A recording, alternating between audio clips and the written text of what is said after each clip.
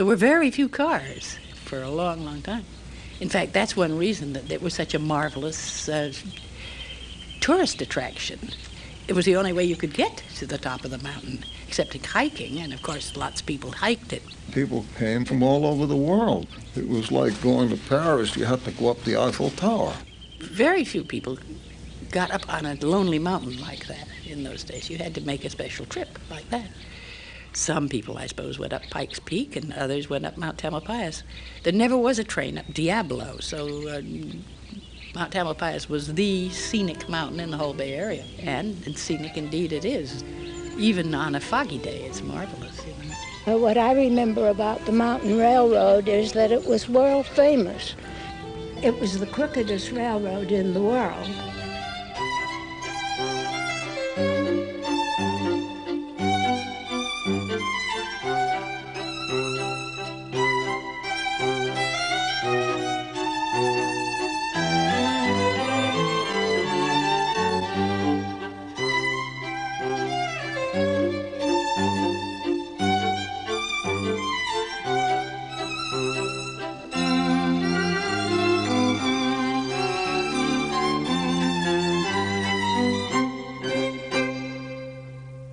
The Mount Tamalpais and Muir Woods Railway. They called this scenic route the crookedest railroad in the world, and with 281 curves in its short 8.25-mile distance, there was no denying that claim. Built in 1896, the railroad wound its way up the southern face of Mount Tamalpais. 12 miles north of San Francisco and rising almost 3,000 feet above sea level, the mountain is the Bay Area's tallest landmark. For the visitor to San Francisco, a trip up Mount Tamalpais was as popular then as sourdough French bread is today. From the city, adventuresome travelers took the ferry across the bay to Sausalito, where they boarded the electric commuter train bound for the rustic little village of Mill Valley. Oh, we rode them all the time. It was wonderful, you know. You could get your shoes shined, you could eat, or you could walk around the decks. It was a lovely way to travel. Be driving. And you arrived refreshed at your destination. Men could read the paper on the way over and not fight the traffic and curse their fellow drivers. The train went off on, I guess you'd call it a spur, I don't know, and the Sausalito and Mill Valley train switched off. They paralleled Miller Avenue up to Mill Valley. As they approached the downtown depot, the characteristic sounds of the mountain train could be heard. The hissing steam, the clanging of the engine bell, and the plaintive cry of the whistle. Well, I can hardly remember a time when I didn't remember the train, because anytime you went downtown, it was liable to be going across the square there. It went right across the Lytton Square. Pretty nearly everybody had hiked up the mountain that lived here for any length of time. But every time relatives came to town or out-of-town visitors, we'd ride the train up the mountain. You could hardly ask your grandmother or somebody to hike up the mountain. It was just a part of Mill Valley. And it was sort of like the family pet. I came to Mill Valley at the age of 5 in 1907. And as a small boy and later a teenager in the town, I was naturally aware of the mountain railroad because it was really the big thing in town, other than the commute trains, which came in periodically. Chances were that if there were a celebration or important people coming to town or something of that kind who were going to the top of the mountain for the view and the experience, we would be attracted to the plaza downtown as part of the general interest.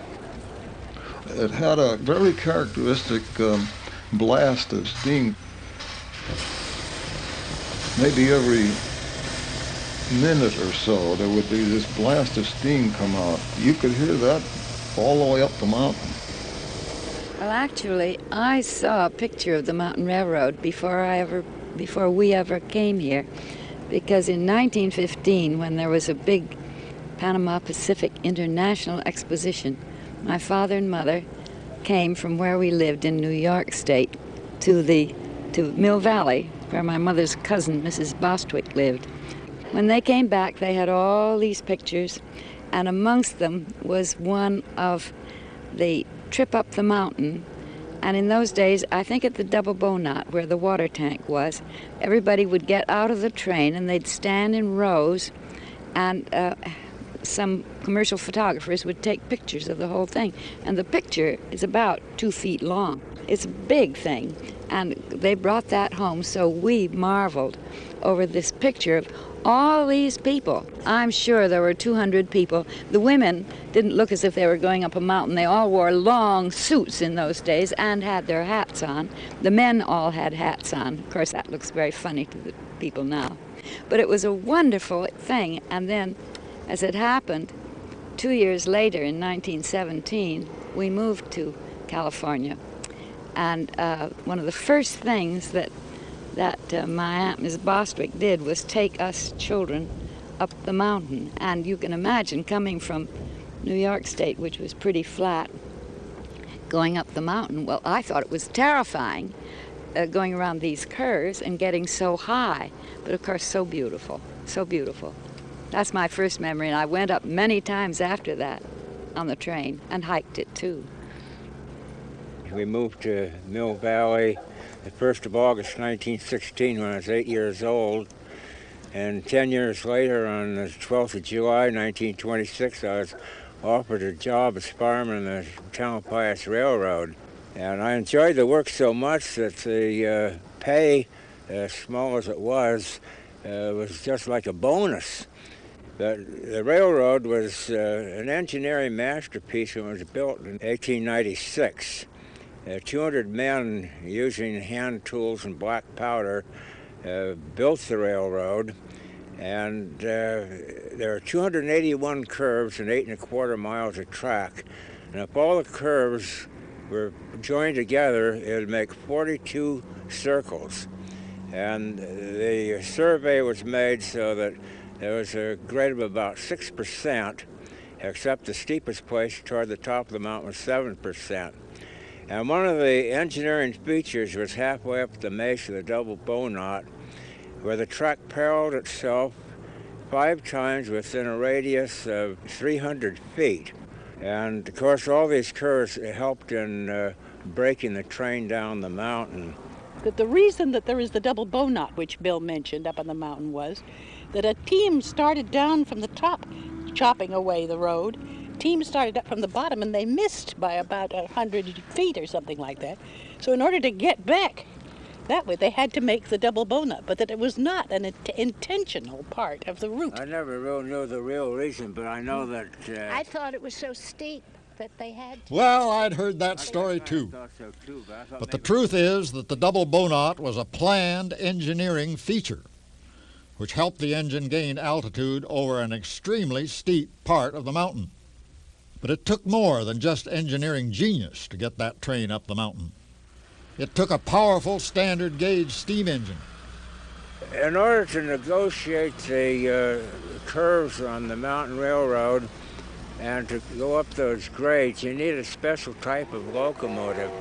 And it took a flexible locomotive like the Shay or the Heisler. Now, they only had 2 Heislers on the railroad, but they used 6 Shays, so I always consider the Shay more representative of the Tamalpais Railroad.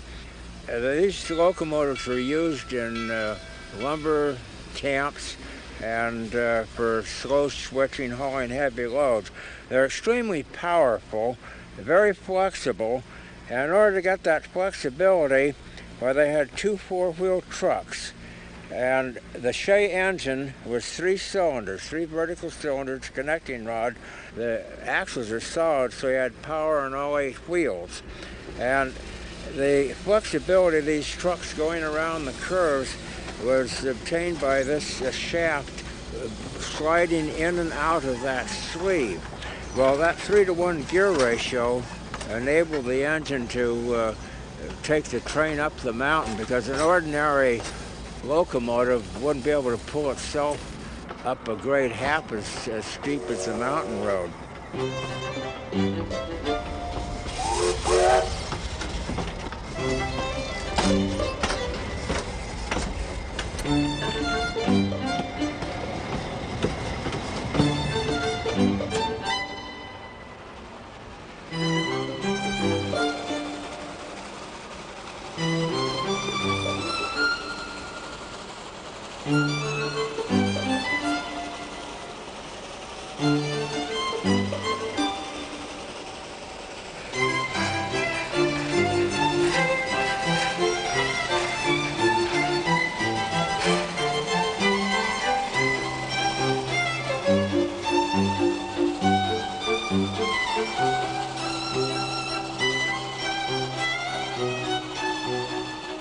The thing that I remember most about going up the mountain was the smell. That wonderful smell of chaparral and all kinds of herbs and things. I don't know what they were. And of course the cars were all open and it just wafted through the cars. A lot of people rode up on the train to West Point, and they made a stop there. And you took a picnic lunch, and out in the baking sun, it was not the most comfortable day you ever spent, but it was awfully interesting and fun. As the train continued its ascent, the passengers would gaze at the exhilarating views of the bay and the surrounding countryside. But perhaps the best view of all awaited the traveler at the Summit Tavern. The railroad went through a kind of a man-made tunnel. It was shingled on both sides, and what it was really a bridge between a restaurant and a hotel part that had rooms in it. That was your objective. That's why you left the ferry building in the first place, was to go into this restaurant and hotel. You can imagine what that view was in there. Any kind of weather, it was beautiful. It was lovely because it had views out over the north and to the south. The view was like it is now, excepting that there weren't all the houses. Because, you see, I don't like all the expansion because I think the contour of the hills against the sky is so beautiful.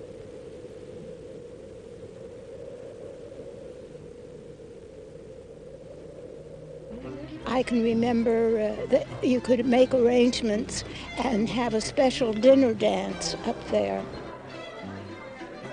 We used to dance the waltz and the two-step.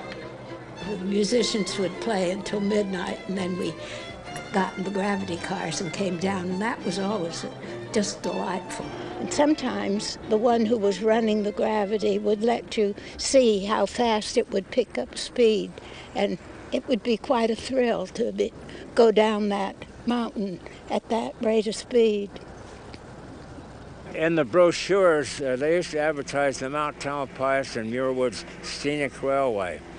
Well, the gravity cars were unique. They held 30 passengers, counting the gravity man. He sat in the right-hand side in the front, and he had two handbrakes that worked the shoes on the wheels. Before you left the top of the mountain, you had to reassure the people it's going to be safe, because this Mount Tamalpais and Muir Woods Scenic Railway, the original road bed was only about 10 feet wide, so just like you're hanging onto the side of the mountain. It isn't like the fire road up there that's so wide. So before you left the top of the mountain, you told them that the car was going to be under control at all times. You're going to go 12 miles an hour, not to worry. When we were running passengers 12 miles an hour, and we could tell by the click, the rails are 30 feet long, and every 2 seconds we'd hear click, click, click, click. We knew we were going 12 miles an hour.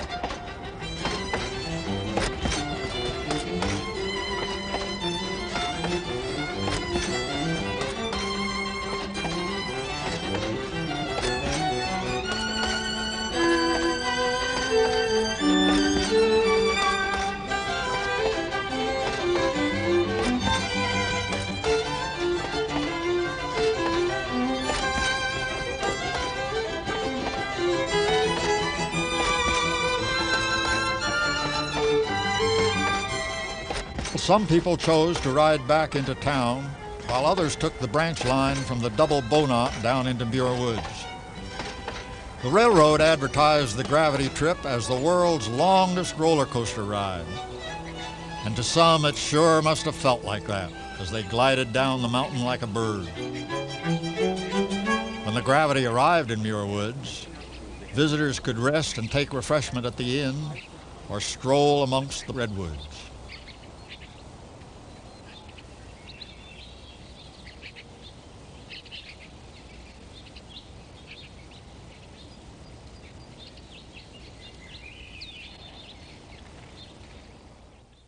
Suddenly in July of 1929, Mount Tamalpais was swept by a terrible fire. While fires on the mountain were not uncommon, this one raged for days and threatened to destroy Mill Valley. We could hear that fire bell going all night long and, of course, smell the smoke and everything. And we could see the whole thing. And it was scary because it didn't just creep, it leapt. And here the fire would come up again and again and again. And it was amazing how fast it traveled. Yes, I can remember looking down from up on off the pipeline trail and seeing a man running as fast as he could down a fire trail on the mountain, and the fire was just leaping past him down the inside of the fire trail. That was just as the wind was turning and it was blowing it down, and then it blew it back across itself and put itself out in a way. Well, my children were having a neighborhood party that afternoon, and we'd hear a siren every so often, and we'd wonder about it, go out and look, and didn't see anything. And but by the time my husband came home, the fire was really going, and we had sat down and had dinner, and across the hill from us, from Summit Avenue down, just while we were having dinner, several of the houses there burned. So we decided we'd better move out. For weeks after the fire, an unpleasant odor of smoke and ash hung over the valley. The skeletal remains of Chaparral and the charred railroad ties stood as an eerie testimonial to the ravages of the flames. While the fire disrupted service on the mountain railroad for only a short time, there was a much stronger force working quietly in the background to bring a less dramatic end to the railroad. I think it was cars began to be more popular. I think that's what killed the mountain railroad. They could go so much farther, and roads were being, highways were being built, and that sort of thing, and people like getting off, and they seemed to feel they had more for their weekend, to get away, and they could see a lot more of the countryside and all. It was a sad moment in 1930 when the mountain train was abandoned, and we had to say goodbye to the mountain's crooked little railroad that had given us some of the most pleasant times of our lives. It's too bad they don't have it now. Oh no, we'd have the whole of Mill Valley solid with cars. But we do now anyway. Oh, I know, but we would... There was not a chance. We had an easy, laid-back life in those days, and people were more relaxed. Things were simple, and if you wanted to go anyplace, you had to go by rail because there were no automobiles. We didn't have any highways, and people were more or less, living with their neighbors and enjoying the surroundings. Came to ride on the mountain train, came in on the train, and went away on the train. Right. They didn't park their car in Throckmorton. Yes, that's true. There was a lack of traffic, lack of push, lack of hurry. I mean, everything was done in a leisurely way, in a friendly way, and you knew everybody. It's very difficult to describe this easy sort of life that went on. It's hard to imagine a world without cars, really. But that's what the outstanding difference was. So that it was a way of life, really, the train and the ferry. It was just as different as it could be.